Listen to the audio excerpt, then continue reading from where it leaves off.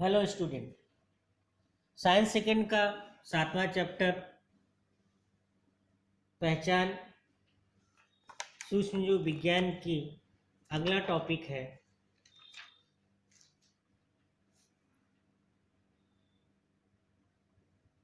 सूक्ष्म जैविक प्रकीर्णन। कल मैंने आपको बताया था कि सूक्ष्म जैविकों का उपयोग के दो पहले हैं, पहला उत्पादन, दूसरा प्रदूषण। तो हम उत्पादन में पढ़ रहे थे। आपने योगर्ट पढ़ा, पनीर पढ़ा, चीज़ पढ़ा, बायो प्रोडक्ट, प्रोबायोटिक्स पढ़ा, पाव पढ़ा, सिरका पढ़ा, फिर बहुत से पेय पदार्थों की निर्मित कैसे की जाती है वो पढ़ा है। अब अगला टॉपिक है सूक्ष्म जैविक प्रकीर्णन। उसके पहले आपकी बुक में दो क्वेश्चन दिया है। मनुष्य के पाचन संस्थान में स्रावित होने वाला प्रकीर्णन क्या कार्य करता है? आपको पता है मानव के पाचन 8th में आपको ये था कि मानव के पाचन संस्थान में जो प्रकीर्णन स्रावित होता है वह खाद्य पदार्थों के पाचन में सहायता करता है। खाद्य पदार्थों का विघटन करके उसके सरल पदार्थों में रूपांतरित करने में मदद करता है। तो कुछ ऐसे प्रकीर्णनों के नाम बताओ भी दिया है, तो बहुत से ऐसे प्रकीर्णन हैं जैसे जठर यानी अमाशय से पेस्पिन प्रकीर्णन आता है, रेनिन नामक प्रकीर्णन आता है, अग्नाशय से ट्रिप्सिन, अमाइलेज नामक प्रकीर्णन स्रावित होते हैं, छोटी आंत की ग्रंथियों से पेप्टिडेज और बहुत सारे प्रकीर्णन स्रावित होते हैं। तो ये सभी जो प्रकीर्णन है जो आपके पाचन संस्थान में पाचन की क्रिया होती है उसको उत्तेजित करते हैं, यानी उसको तीव्र करते हैं और उसको नियंत्रित करने में मदद करते हैं। अब सूक्ष्म जैविक के प्रकीर्णनों का उपयोग, इसी तरह सूक्ष्म जैविक के प्रकीर्णनों का उपयोग कुछ रासायनिक उद्योगों में भी किया जाता है। आपने देखा होगा रासायनिक उद्योगों में रासायनिक क्रियाएं कराई जाती हैं, तो रासायनिक क्रियाओं को तीव्र करने के लिए आपने 9th में पढ़ा था, उसमें उत्प्रेरक मिलाया जाता है। उत्प्रेरक क्या होता है आप जानते हो? उत्प्रेरक एक ऐसा पदार्थ है जो रासायनिक क्रिया में भाग नहीं लेता परंतु रासायनिक क्रिया की दर को क्या करता है? तीव्र करता है। ऐसे पदार्थ को उस रासायनिक क्रिया में मिलाया जाता है तो रासायनिक अभिक्रिया की दर तीव्र होती है। तो आजकल रासायनिक उद्योगों में रासायनिक उत्प्रेरकों के स्थान पर सूक्ष्म जीवों की सहायता से प्राप्त किए गए प्रकीर्णनों का उपयोग किया जाता है। यह प्रकीर्णन जो होते हैं रासायनिक अभिक्रिया की दर को तीव्र करते हैं। इन प्रकीर्णनों को रासायनिक क्रिया में मिलाने पर भी तापमान, पीएच या दबाव कम होने पर भी रासायनिक क्रिया तीव्र गति से होती है। इन प्रकीर्णनों का उपयोग रासायनिक उद्योगों में क्यों किया जाता है? रासायनिक देखिए, एक तो क्या होता है ऊर्जा की बचत होती है इन प्रकीर्णनों का उपयोग करने से। जो आप नया दूसरा रसायन यूज करते हो, रासायनिक क्रिया प्रकीर्णनों का उपयोग करने से रासायनिक क्रिया तीव्र हो जाती है तो ऊर्जा की हमारी बचत होती है। इसके अलावा जो रासायनिक उत्प्रेरक है वो महंगे होते हैं, ये प्रकीर्णन सस्ते होते हैं। रासायनिक उर्वरकों का उपयोग करते हैं तो आपके उपकरण जो ऐसे होने चाहिए, क्योंकि रसायन है तो उपकरण कैसे होने चाहिए? क्षरणरोधी होना चाहिए, यानी रसायन पर उसका परिणाम नहीं होना चाहिए। लेकिन शुष्क जैविक तो कुछ प्रभाव नहीं करते उपकरणों पर, इसलिए महंगे क्षरणरोधी उपकरणों की आवश्यकता नहीं पड़ती। तो इसलिए प्रकीर्णन, शुष्क जैविक प्रकीर्णन का उपयोग किया जाता है।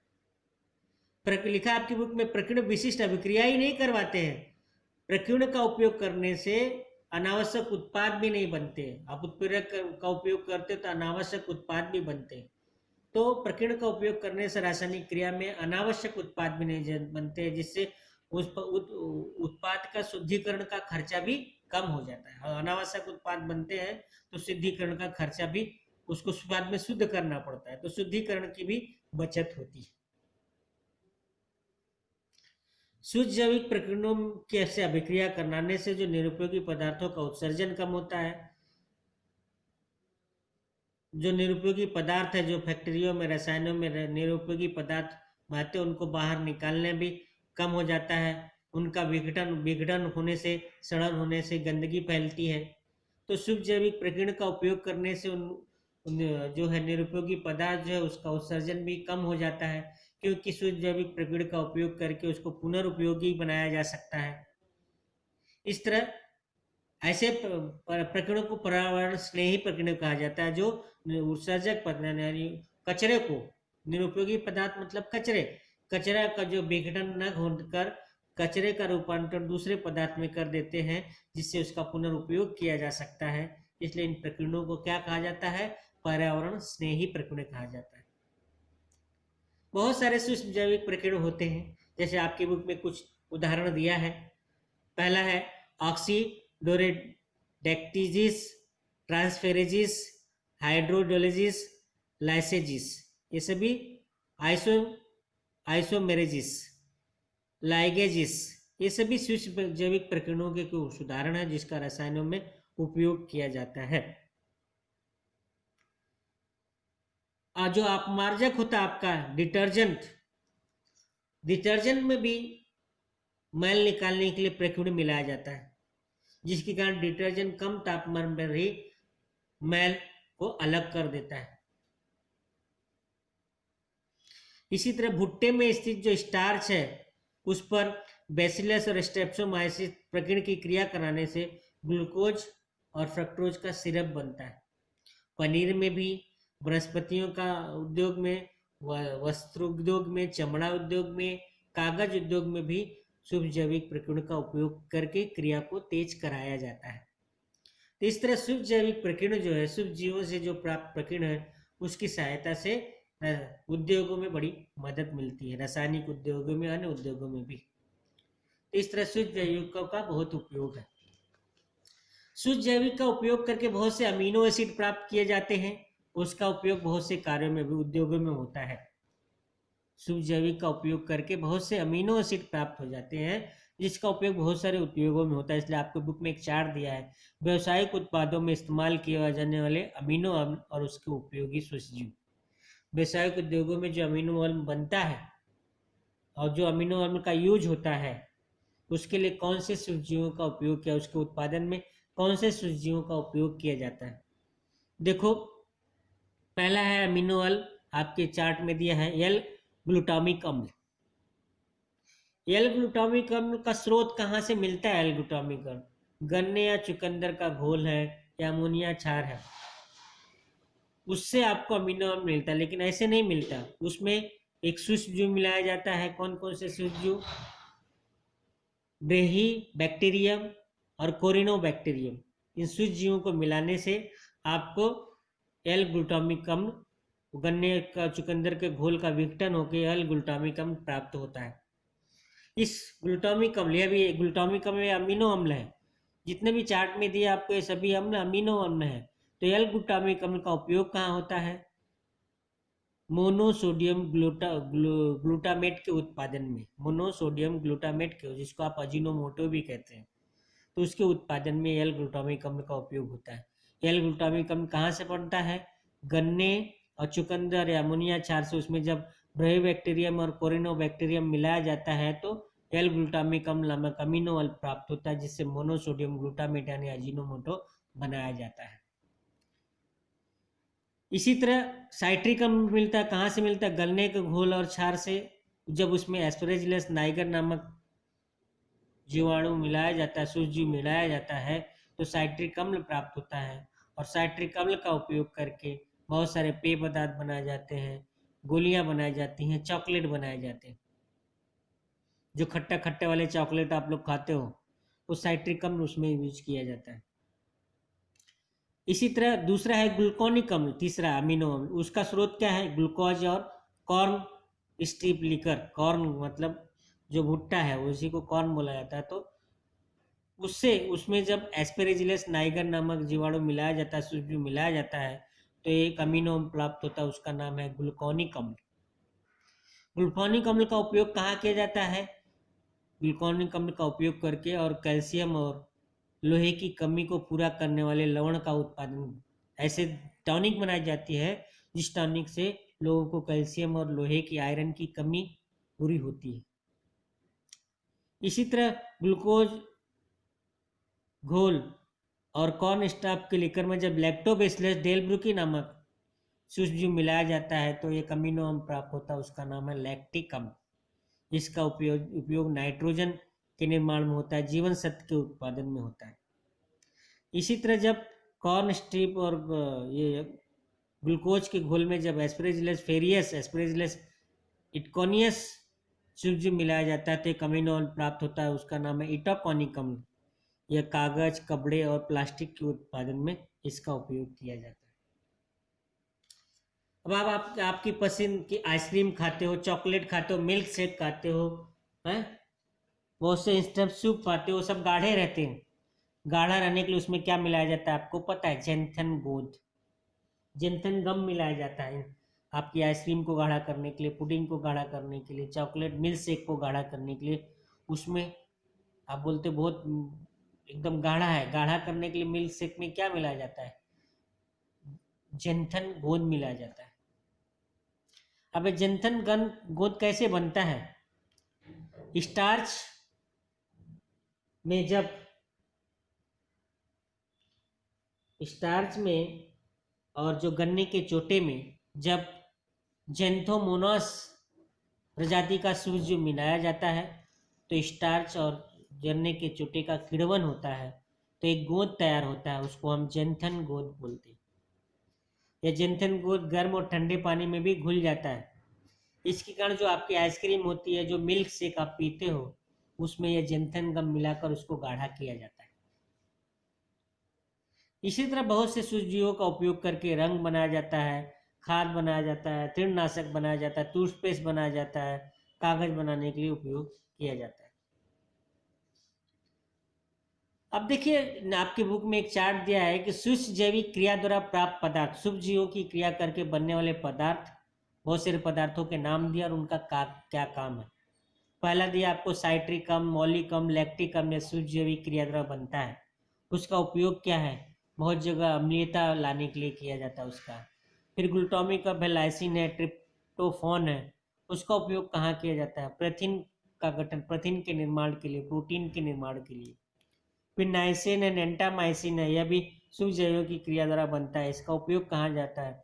सूक्ष्म जीव प्रतिबंधक, जो विषैले सूक्ष्म जीव उनको रोकने के लिए इसका उपयोग किया जाता है। एस्कॉर्बिक अम्ल जो है, विटामिन सी, विटामिन B12 यह भी सूक्ष्म जैविक की क्रिया द्वारा बनता है, इसका उपयोग कहाँ होता है? जीवन सत्व बनाने में, और एंटीऑक्सीडेंट बनाने में होता है। फिर बीटा कैरोटीन, लाइकोपीन, जेंथिस, ल्यूटिनस, ये सभी जो पदार्थ बनते हैं इनका उपयोग खाद्य रंगों में उपयोग किया जाता है। पॉलीसेक्राइड है, ग्लाइकोलिपिड्स है, इनका उपयोग कहाँ किया जाता है? विलेन को गाढ़ा करने के लिए। इमल्सिफायर्स लिखा है, इमल्सिफायर मतलब विलेन को गाढ़ा करते हैं। विनिल इथाइल ब्यूटेरेट, इसमें से फलों का स्वाद आता है, पिपरमेंट का स्वाद, विभिन्न फलों का गंध, ये सभी सूक्ष्म जैविक क्रिया द्वारा बनाया जाता है। इससे खाने योग्य चीज़ों में इसेंस यानी सुगंध के लिए इसका यूज किया जाता है। झैलिटॉल, एस्पेरेटेम, ये भी सूक्ष्म जैविक की क्रिया द्वारा ये पदार्थ बनते हैं। इनका उपयोग कहाँ होता है? स्वीटनर के रूप में, मिठास देने वाले पदार्थ के रूप में। जिन लोगों को मधुमेह हुआ होता है, ऐसे लोगों को जो बिना शक्कर का पीते हैं, तो उनके पदार्थ में मिठास देने के लिए इस पदार्थ का, झैलिटॉल और एस्पेरेस्टम का उपयोग किया जाता है, जो कि सूक्ष्म जीव की क्रिया द्वारा बनता है। अब आगे आपका टॉपिक है प्रतिजैविक। 9th में आप लोगों ने पढ़ा था प्रतिजैविक, इंग्लिश में उसको कहते हैं एंटीबायोटिक। प्रतिजैविक क्या होते हैं? जो विषैले जीवाणु होते हैं, उन विषैले जीवाणुओं के उपयोग से, विषैले जीवाणुओं के कारण जो रोग होते हैं, उन रोगों का उपचार करने के लिए प्रतिजैविक दिए जाते हैं, एंटीबायोटिक्स दिए जाते हैं। जैसे मलेरिया का वायरस है, उसको मारने के लिए एंटीबायोटिक यानी प्रतिजैविक दिया जाता है कि नहीं? टाइफाइड का वायरस है, वो विषैला जीवाणु है, उसको मारने के लिए एंटीबायोटिक दिया जाता है। एंटीबायोटिक कार्बनिक पदार्थ है, एक कार्बनिक यौगिक है। ये कहाँ से प्राप्त होते हैं? एंटीबायोटिक, प्रतिजैविक कहाँ से प्राप्त होते हैं? प्रतिजैविक जो है वह जीवाणुओं और कवकों के द्वारा ही प्राप्त किए जाते हैं। बहुत से ऐसे उपयोगी जीवाणु और कवक है, उनके जीन में परिवर्तन कराकर उनसे यह प्रकीर्णन प्राप्त किया जाता है, जिसे हम प्रतिजैविक कहते हैं। प्रतिजैविक बहुत से रोगों के उपचार के लिए उपयोग किया जाता है। प्रतिजैविक जो आपके शरीर में विषैले सूक्ष्मजीव है उनकी वृद्धि को रोकता है और नष्ट करता है। लेकिन आपके बुक में दिया प्रतिजैविक का सेवन करते समय कौन सी सावधानियां बरतनी चाहिए। प्रतिजैविक का यानी एंटीबायोटिक का उपयोग करते समय सावधानी ये बरतनी चाहिए कि डॉक्टर की सलाह के बिना नहीं लेना चाहिए। कोई भी प्रतिजैविक ऐसे ही नहीं लेना चाहिए एंटीबायोटिक, क्योंकि वो भी तो सूक्ष्मजीव से बना है। अगर कोई भी ऐसा एंटीबायोटिक लोगे तो आपके शरीर को नुकसान होगा। आपके शरीर में कौन सा वायरस आया है उसको मारने के लिए कौन सा प्रतिजैविक लगेगा वो कौन बता सकता है? डॉक्टर। डॉक्टर की सलाह पर ही ये दवा लेनी चाहिए, प्रतिजैविक एंटीबायोटिक। दूसरी बात यह है कि अगर आपने डॉक्टर ने जो इतने दिन का कोर्स बताया है उतने दिन का कोर्स एंटीबायोटिक का पूरा करना चाहिए।